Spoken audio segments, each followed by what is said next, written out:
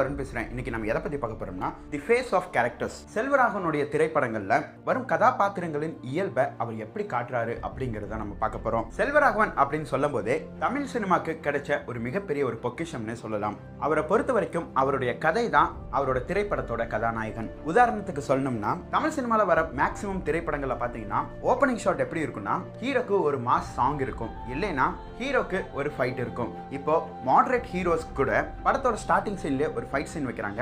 அதுக்கப்புறம் அந்த ஃபைட் சீனை கொண்டு போய் இன்டர்வல் பிளாக்கோட கனெக்ட் பண்றாங்க, அதாவது ஏதோ ஒரு ட்விஸ்ட் வச்சு. ஆனா செல்வராகவனை பொறுத்த வரைக்கும் இந்த மசாலா ஃபார்முலாவெல்லாம் எதுவுமே அப்ளை பண்ணவே மாட்டாரு. அவர் திரைப்படத்துல நடிக்கக்கூடிய கதாநாயகன் கூட ஒரு இயல்பான கதாபாத்திரமா தான் இருக்கும். உதாரணத்துக்கு மயக்கம் என்ற திரைப்படத்தை எடுத்துட்டீங்கன்னா திரைப்படத்தோட கதாநாயகன் கார்த்திக் என்னும் தனுஷ் அவரோட இன்ட்ரோடக்ஷன் ஷாட்லயே தூங்கி எந்திரிக்கிற மாதிரி இருக்கும். அடுத்தது இவரோட திரைப்படங்கள்ல அவருடைய கதையின் நாயகன் தான் அவருடைய கதையை சொல்ல ஆரம்பிப்பாங்க. காதல் கொண்டேன்ல தனுஷ் முதல்ல என் பேர் வினோத் அப்படின்னு சொல்றதும், மயக்கம் என்ன படத்துல என் பேர் கார்த்திக் அப்படின்னு சொல்றதும், புதுப்பேட்டை படத்துல என் பேர் கொக்கி குமார்னு சொல்றதும், 7G ரெயின்போ காலனில என் பேர் கதிர், நான் என்னோட கேர்ள் ஃப்ரெண்டுக்காக வெயிட் பண்ணிட்டு இருக்கிறேன்னு சொல்றதும், இரண்டாம் உலகத்துல ஒரு காதலுக்காக ஒரு மனிதன் எவ்வளவு தூரம் போவான் அப்படின்னு சொல்லி கதை சொல்லும் போக்கா இருக்கட்டும். இவர் எடுத்த 1001 திரைப்படத்துல மட்டும்தான் கதையை கார்த்திக் ஆரம்பிக்கல, கதையை இவரே சொல்ல ஆரம்பிச்சிருப்பாரு. அப்படி இவருடைய திரைப்படங்கள்ல கதையின் நாயகனே நம்ம கிட்ட கதையை சொல்லி நம்மளையும் அந்த கதைக்குள்ள கூட்டிட்டு போவாரு. இப்போ இவரோட திரைப்படங்கள்ல இருக்கிற சின்ன சின்ன நோட்ஸ் மட்டும் நம்ம பார்ப்போம். முதல்ல காதல் கொண்டேன். இந்த திரைப்படத்துல பாத்தீங்கன்னா தனுஷ் யாரு கூடயும் அதிகமா பேச மாட்டாரு, ரொம்ப ரிசர்வ்டு டைப்பா இருப்பாரு. அதுக்கு காரணம் என்னன்னு பாத்தீங்கன்னா தாழ்வு மனப்பான்மை. தனுஷ் நல்லா படிச்சாலும் மத்தவங்க போட்டுட்டு வர ஆடைகளும் அவங்க சாப்பிடுற உணவுகளும் பார்த்துட்டு இவங்க கிட்ட எல்லாம் நம்ம நெருங்க கூட முடியாது அப்படின்னு ஒரு தாழ்வு மனப்பான்மை காதல் கொண்டேன் தனுஷுக்கு இருந்துட்டே இருக்கும். இது அழகா 2 சீன்ல செல்வராகவனும் உணர்த்துவாரு. ஆசிரமத்துக்கு புதுசா ஆடைகள் வந்திருக்கு அப்படின்னு சொல்லும் போது துணி ஆடைகளை எடுக்கும் போது அங்க இருக்கிறவங்க எல்லாம் சண்டை கட்டிட்டு எடுப்பாங்க. அதே திவ்யாவை பாக்குறதுக்காக திவ்யா வீட்டுக்கு போயிருப்பாரு. அப்ப திவ்யாவோட அப்பா வந்து என்ன விஷயம்னு கேட்கும் போது உங்களுக்கு பத்தாத பேண்ட் ஷர்ட் எல்லாம் திவ்யா எனக்கு தரேன்னு சொன்னாங்க, அதனாலதான் நான் இங்க வந்தேன் அப்படின்னு சொல்லுவாரு தனுஷ். இதுல இருந்து என்ன தெரிய வருதுன்னா தன்னை எப்பவுமே தாழ்வு மனப்பான்மையோட கீழே தாழ்த்தியே இருந்துக்குவாரு அப்படிங்கறத தெல்ல தெளிவா உணர்த்தி இருப்பாரு செல்வராகவன். அதே சமயம் செல்வராகவனுடைய திரைப்படங்கள்ல அந்த கதையின் நாயகனுக்காக ஒரு போர்ஷன் வச்சிருப்பாரு. அதாவது இந்த கதாபாத்திரம் தான் ஹீரோ அப்படின்னு காட்டக்கூடிய தருணம். எல்லாருக்கும் தெரிஞ்ச சீன் தான் டஸ்டர் எடுத்து ஓங்கி தனுஷ் தலையில அடிக்கிற சீன். அதுக்கப்புறம் தனுஷ் அந்த சொல்யூஷனையும் சால்வ் பண்ணுவாரு. அடுத்தது 7G ரெயின்போ காலனி. இந்த கதாபாத்திரத்தை அவர் எக்ஸ்பிளைன் பண்ண விதமே ரொம்ப அழகா இருக்கும். குழந்தைங்களை வளர்த்துறது பெத்தவங்க கையில தான். தட்டி கொடுத்து என்கரேஜ் பண்ணி அந்த குழந்தையை வளர்த்தணும். அது இல்லாம எப்ப பார்த்தாலும் அந்த குழந்தையை திட்டுறதும் நீ உருப்பட மாட்ட தேர மாட்ட அப்படின்னு சொல்லிட்டே இருந்தா ஒரு கட்டத்துல ஒரு சில குழந்தைகள் அவங்களோட மனநிலை எப்படி மாறுனா நீ என்ன வேணாலும் சொல்லு, நான் இப்படிதான் இருப்பேன், நீ என்ன பொறுக்கின்னு சொன்னா நான் பொறுக்கியா தான் இருப்பேன், நீ என்ன திமிரு பிடிச்சவன் சொன்னா நான் திமிரு பிடிச்சவனா தான் இருப்பேன் அப்படின்னு சொல்ற ஒரு கேரக்டரா காட்டியிருப்பாரு. அதுக்கு உதாரணமா அவங்க அப்பா எங்க பார்த்தாலும் அவனை திட்டுறதும், வீட்டுக்கு யாராவது வந்தா கூட அவனை எல்லாரும் முன்னாடியும் கேலி செய்யறதும் அந்த கதாபாத்திரத்தை அப்படியே இருக்க வைக்குது. அடுத்தது ஹீரோயிக் சீன். எந்த இடத்துல கதிர் வந்து ஹீரோவா தெரியுறாருன்னு பாத்தீங்கன்னா ஒரு பைக்கை அசம்பிள் பண்ணுவாரு. எனக்கு எதுவுமே வராது விட்டுட்டு போயிரு அப்படின்னு சொல்லும்போது சோனியா அகர்வால் நான் உன்னை காதலிக்கிறேன் அப்படின்னு சொல்லுவாங்க. நீ என்னை எப்படி வச்சு காப்பாற்ற போற அப்படின்னு கேட்பாங்க. அதுக்கு அடுத்தது அந்த பைக்கை அவரு அசம்பிள் பண்ணுவாரு. இது ஒரு ஹீரோயிக் சிக்னேச்சரான சீன். அது மட்டும் இல்லாம அப்பா மகனுடைய பாசத்தை இதுவரைக்கும் எத்தனையோ திரைப்படங்கள் சொன்னாலும் ஒரே ஷாட்ல இன்னைக்கு கூட டிவில அந்த சீன் வந்ததுன்னா நம்ம ஒரு 2 நிமிஷம் அந்த சீனை பார்த்து முடிச்சுட்டு தான் போவோம். அது பையன் தூங்கிட்டான்னு சொல்லிட்டு அப்பா பையனுக்கு வேலை கிடைச்சிருச்சு அப்படின்னு சொல்லி பெருமைப்படுற சீன். அடுத்தது புதுப்பேட்டை. Remarkable movie. இந்த படத்துல தனுஷ் ஆரம்பத்துல என்ன சொல்லுவாருன்னு பாத்தீங்கன்னா கொக்கி குமார் மாநகராட்சி ஸ்கூல்ல சந்தோஷமா படிச்சுட்டு வந்தாரு அப்படின்னு சொல்லி அந்த கதை ஆரம்பிக்கும். ஒரு ஸ்கூல் போகும் பையன் தான் எப்படி இவ்வளவு பெரிய ரவுடி ஆகிறான் அப்படிங்கிற கதை தான் அது. இப்ப வர திரைப்படங்கள்ல கூட தனுஷ் பறந்து பறந்து அடிச்சாருன்னா அது எப்படி சாத்தியம் அப்படின்னு சொல்லி கேள்வி கேட்கறவங்க இருக்கிறாங்க. ஆனா புதுப்பேட்டையை பார்த்தவங்க அது எப்படி 50-60 பேர் இருக்கிற கூட்டத்துல தனுஷ் அடிச்சுட்டு முன்னாடி வராரு அப்படின்னு சொல்லி யாருமே கேள்வியே கேட்க மாட்டாங்க. அந்த அளவுக்கு ஒரு ஸ்கூல் பையன்ல இருந்து அவன் எப்படி ஒரு மிகப்பெரிய ஒரு ரவுடி ஆகிறான் அப்படிங்கறத நம்ம கண்ணு முன்னாடி காட்டியிருப்பாரு செல்வராகவன். இந்த திரைப்படத்துல ஒரு காட்சி அமைப்புல தனுஷ் பல வேலைகள் செய்வாரு. அவருக்கு எதிரியா இருக்கிறவங்களை எல்லாம் கொல்லுவாரு, சொந்த அப்பாவையும் கொல்லுவாரு. ஒரு கட்டத்துல தனுஷ் ஏன் இப்படி பண்றாரு அப்படின்னு கூட சில பேருக்கு புரியாது. அது புரியணும்னா இந்த படத்தோட சப்டைட்டில், அதாவது டேக்லைன் என்னன்னு பாத்தீங்கன்னா சர்வைவல் ஆஃப் தி ஃபிட்டஸ்ட் அப்படின்னு அப்படின்னு சொல்லுவாங்க. பொதுவா இது காடுகளுக்கு தான் பொருந்தும், நாட்டு மக்களுக்கு பொருந்தவே பொருந்தாது.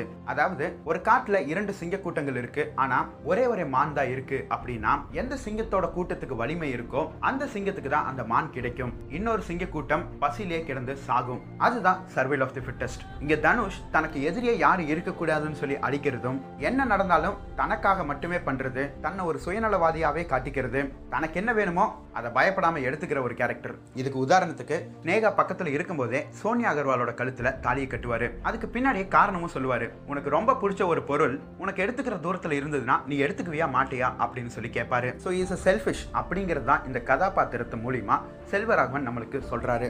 அது மட்டும் இல்லாம இந்த படத்தோட லைட்டிங்கே பார்த்தீங்கன்னா மேக்ஸிமம் ஆஃப் ஸ்க்ரீன்ல வந்து ரெட் அண்ட் கிரீன்ல வந்து செல்வராகவன் இந்த கதையை நகர்த்திட்டு போயிருப்பாரு. படத்தோட ஸ்டார்டிங்லயே ஒரு ரெட் ஷேட்ல ஆரம்பிச்சு யாராவது இருக்கிறீங்களா அப்படின்னு தனுஷ் கேட்கிற சீன்ல தனுஷை சுத்தி அப்படியே கிரீன் லைட்டா காட்டுவாங்க. த்ரூ அவுட் தி மூவி இந்த red and green light maintain பண்ணிட்டே இருப்பாங்க.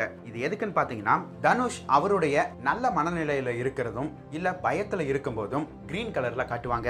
அதே பயத்தை உடைச்சிட்டு வன்முறையை கையில் எடுக்கும் போதோ இல்ல ஏதாவது ஒரு தவறு பண்ணும் போதோ அதை அப்படியே ரெட் லைட்ல காட்டுவாங்க. உதாரணத்துக்கு அன்பண்ணனோட தலையை வெட்டுற சீன், அந்த கிளப்புக்கு போறதுக்கு முன்னாடி கிரீன் லைட்ல தனுஷ் உள்ள போவாரு. அதாவது அவர் நார்மலா தான் இருக்கிறாரு அப்படின்னு சொல்லி காட்டுவாங்க. ஆனா உள்ள எப்போ அன்பு வந்து ஒரு தடவை போட சொன்னா மறுபடியும் மாத்துறது கஷ்டம் அப்படின்னு சொல்றாரோ அந்த இடத்துல தனுஷ் கத்தி எடுத்து அன்பை கொண்டுறாரு. அதுக்கப்புறம் அவருடைய தலையை வெட்டிட்டு அந்த அறையை விட்டு வெளியே வரும்போது தனுஷ் ரெட் லைட்ல வருவாரு. புதுப்பேட்டையிலும் ஹீரோய்க்கான சீன் அப்படின்னா நீங்க எல்லாரும் எனக்கு முன்னாடியே கெஸ் பண்ணிருப்பீங்க. அந்த செவுத்து மேல தொத்திட்டு இன்னொரு ரவுடிங் கேங் கிட்ட தனுஷ் மாட்டி அங்கிருந்து தப்பிக்கிற ஷாட் தான். அடுத்தது 1001. கார்த்திகோட கதாபாத்திரம் ஒரு மீனவனா காட்டினாலும் எங்க பார்த்தாலும் பயம் இல்லாம திமிரா பேசுறது, மற்றவங்களை நக்கல் அடிக்கிறது, கிண்டல் அடிக்கிறது, இந்த மாதிரி ஒரு கேரக்டரா இருக்கும். ஓ, கார்த்திக் வந்து ரொம்ப தைரியமான ஆளா அப்படின்னு நம்ம நினைச்சோம்னா எந்த இடத்துல காவல் வீரர்கள்லாம் சேர்ந்து வந்தவங்களை எல்லாம் கொல்றாங்களோ அந்த தருணத்துல கார்த்தி ஒருத்தர் கூட அடிக்க மாட்டாரு, பயந்து தான் ஓடிட்டே இருப்பாரு. சோ டைரக்டர் சார் அங்கே கிளியரா சொல்லுவாரு, இந்த கதாபாத்திரம் ஹீரோ ஆக வேண்டிய நேரம் இது கிடையாது அப்படின்னு. மறுபடியும் அப்ப இவர் எப்ப ஹீரோ ஆகிறாருன்னு பாத்தீங்கன்னா ஒரு சண்டை போடுற மைதானத்துக்குள்ள இறக்கி விட்டுருவாங்க. அப்போ எதிரில் இருக்கிற வீரனை அவனுடைய ஆயுதத்தை வச்சு தாக்குவாரு. அது மட்டும் இல்லாம தூதுவன் வருவான், மாறி பெய்யும், மழலையின் கண்ணீரை துடைப்பான், இதுதான் சன்னத வாக்கு. அது உண்மையாலுமே நடக்கும் தருணத்துல பார்த்திபன் ஆகிய அந்த சோழ மன்னன் அந்த தூதுவனுடைய கால்ல அப்படியே கீழே விழுவாரு. அவர் விழுந்தோன நாட்டு மக்கள் அத்தனை பேரும் அந்த தூதுவன் கால்ல விழுவாங்க.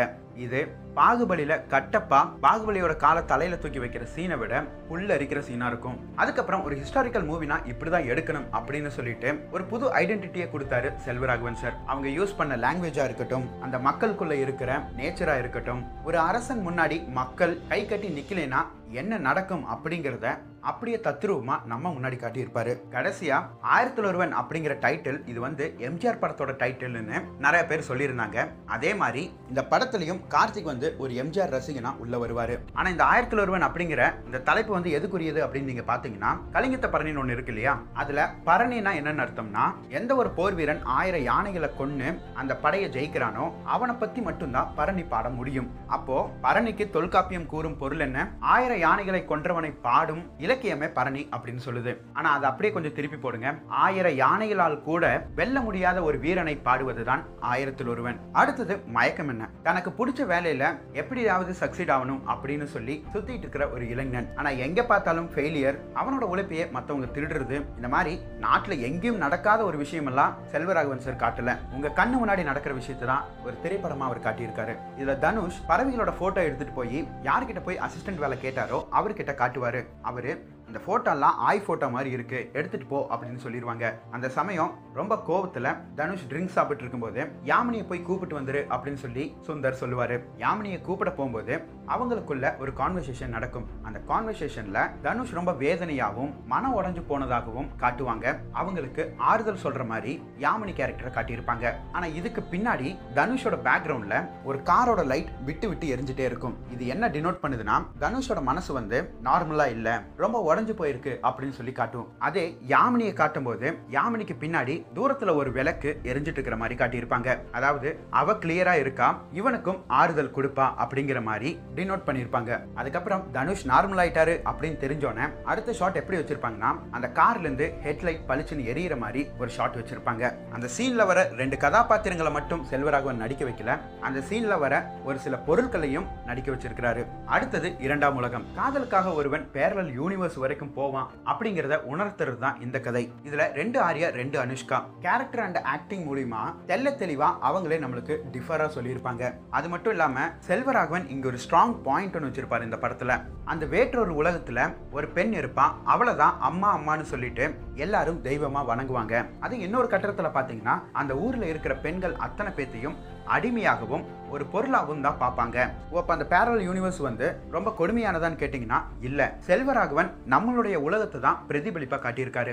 எங்க பார்த்தாலும் பெண் தெய்வங்களுக்கு கோவில், நதிகளுக்கு பூரா பெண் பெயர்கள், சக்தி இல்லையே சிவம் இல்லை, இப்படியெல்லாம் சொல்லிட்டு இருக்கிற தேசத்துல தான் பெண்கள் வாழ்றதுக்கு தகுதியற்ற நாடு அப்படிங்கிற பட்டியல்லையும் இடம்பெற்றிருக்கு. உதாரணத்துக்கு பொள்ளாச்சி இன்சிடென்ட் எடுத்துக்கலாம். இப்படி செல்வராகவன் சாருடைய ஒவ்வொரு படங்களா எடுத்தா கூட நம்ம கிட்டத்தட்ட 1 மணி நேரம் உட்கார்ந்து பேசலாம். இதுல நான் ஒவ்வொரு படங்கள்ல இருந்து ஒவ்வொரு பாயிண்ட் மட்டும் தான் சொல்லியிருக்கேன். ஹோப் உங்களுக்கு பிடிச்சிருக்கும்னு நான் நம்புறேன். நன்றி.